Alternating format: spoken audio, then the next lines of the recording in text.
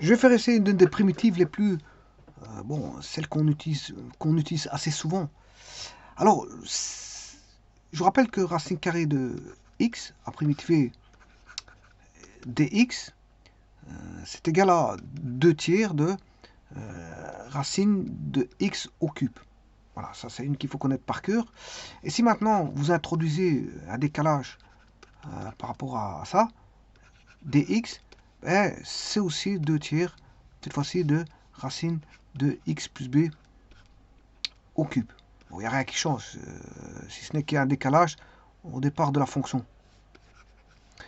Et bien maintenant, je vais faire la primitive de 1 sur racine carrée de x. Alors je vous rappelle que quand on calcule une primitive, la fonction doit exister, sinon, c'est-à-dire c'est dans un domaine qu'on calcule la primitive. Si vous que la racine carrée, il faut que x soit plus grand ou égal à 0. Là, ici, x plus b, plus grand ou égal à 0. Par contre, ici, il faut que le x soit strictement positif. Attention à ça.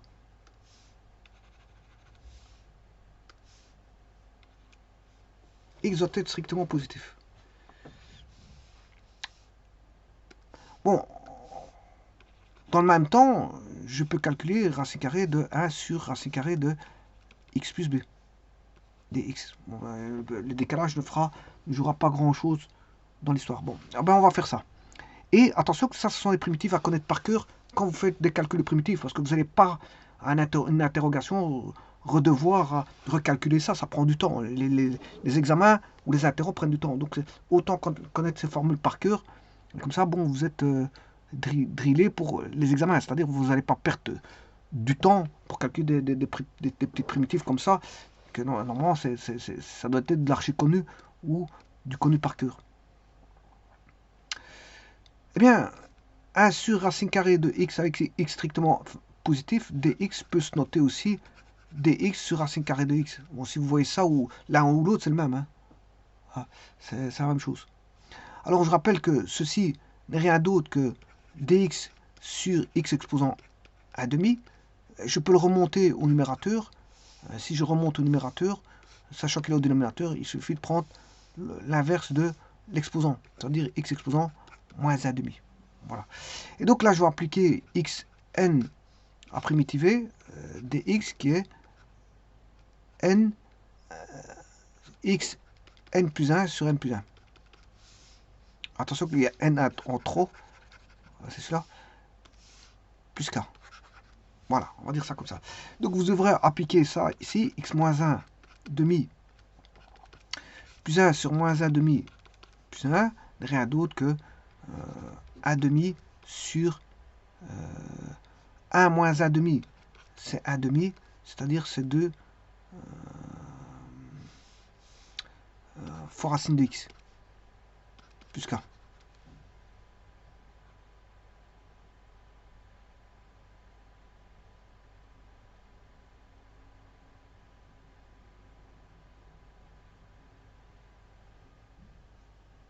Maintenant, je vais faire la différentielle pour vérifier. Attention que ne pas confondre la fonction racine carrée de x, qui est une courbe archi connue, voilà, qui est celle-ci, et son inverse, ça n'a rien à voir. Hein. Son inverse, ça n'a plus rien à voir, c'est ça. Ça, c'est la fonction inverse de racine carrée de x. Vous voyez qu'elle est définie sur R+, sauf 0. Je ne peux pas prendre le 0. Donc, vous voyez que la primitive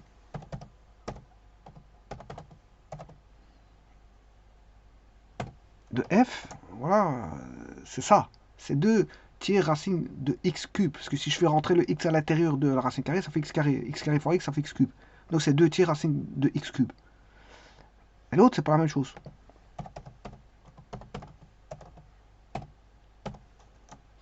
Voilà, c'est 2 racines de x. Alors, je disais que j'allais la vérifier. Je vais la vérifier tout de suite. C'est la différentielle de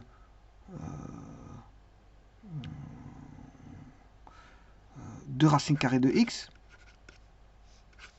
2 étant une constante, racine carrée de x, différentielle de racine carrée de x. Bon, je vais un peu trop vite, je ne sais pas pourquoi, mais... Bon, c'est la différentielle. 2, je sors de une constante, x exposant 1 demi, Donc il fait 2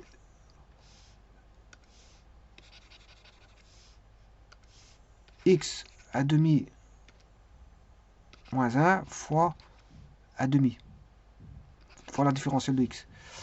2 fois 1 demi, c'est 1. Elle va rester 1 demi moins 1 demi. Dx est égal à 1 sur x exposant 1 demi dx est égal à 1 sur racine carrée de x dx. Donc c'est bon. Et donc c'est bien égal à dx sur racine carrée de x. Assez simple. Et donc c'est une à connaître par cœur celle-ci. Voilà, c'est une à connaître par cœur. Maintenant, ce que je vais faire, c'est une autre qui est racine de 1 sur racine carrée de x plus b. Voilà, attention que le x plus b doit être strictement positif. En condition. Hein. C'est-à-dire x plus strictement plus grand que moins b. Et là, dx, c'est la même chose que d'écrire dx sur racine carrée de x plus b. Voilà, donc ce qui veut dire que si je pose u égale x plus b, ben vous avez du, différentiel de u qui vaut dx. Donc le b n'intervient pas, c'est ce que j'avais dit tout à l'heure. Donc vous allez avoir dx qui vaut du, racine de u. Mais ça, vous savez très bien que c'est 2 racines carrées de u plus constante. Je viens de le voir. Et comme le u, il vaut x plus b, ben on aura 2 fois racine de x plus b plus constante. Donc, quelque part, un décalage de la fonction x plus b. Donc, j'irai chercher. Je vais mettre un curseur que je vais appeler b. Ok, donc ici, si je mets g de x plus b, voilà. Là, ça va être une translation soit vers la gauche ou vers la droite. Se trimballe vers la droite ou vers la gauche, ce qui est tout à fait normal. Parce que c'est une, voilà, c'est une transformation suivant les x. C'est ça que je veux dire. Puisque j'ai mis le plus b à l'intérieur de la racine, pas à l'extérieur de la racine. Si vous mettez à l'extérieur de la racine, c'est une transformation en y. Donc, plus b vous montez, moins b vous descendez. Mais là, c'est une transformation en x. Transformation en x ici, ben, quand vous faites plus b, vous allez à gauche. Quand vous faites moins b, vous allez à droite. C'est une translation de gauche-droite. C'est-à-dire une translation suivant l'axe des x. Mais le problème, c'est plus vous allez à gauche et moins vous allez à droite. C'est tout le contraire. Voilà. Et donc, si vous faites l'intégrale de q,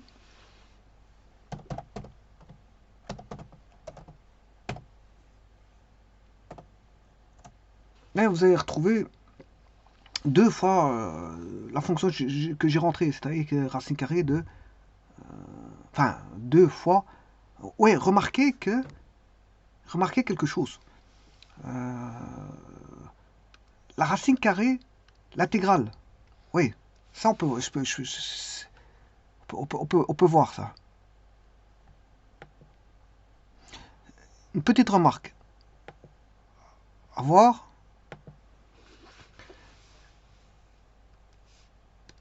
Si je fais dx sur racine carrée de x, je viens de vous dire que c'est 2 fois la racine carrée de x.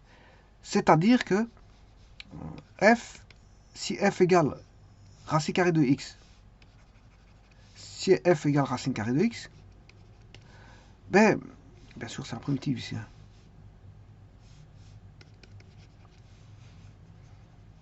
Ben, c'est comme si vous avez dx sur f avec f qui vaut racine carrée de x. Et là, qu'est-ce qu'on a? 2 fois, là, c'est la fonction inverse de f. Vous allez avoir la fonction inverse. Vous avez 2 fois la fonction inverse, à une constante près. Sachant que la fonction inverse, c'est 1 sur racine carrée de x.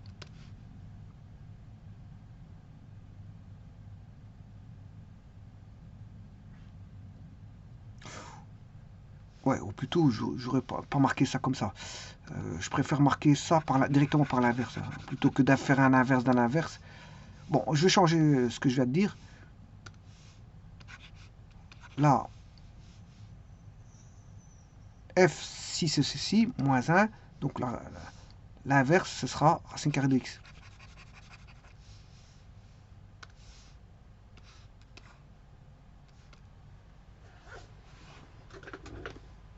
Donc, j'ai pris f qui vaut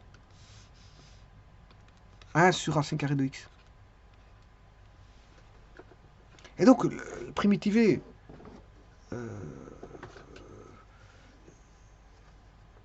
f,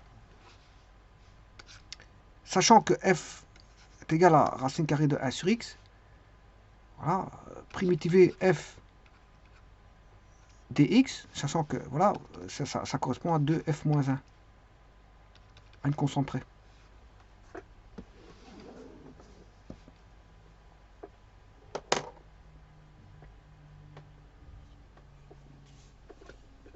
Je vous remercie.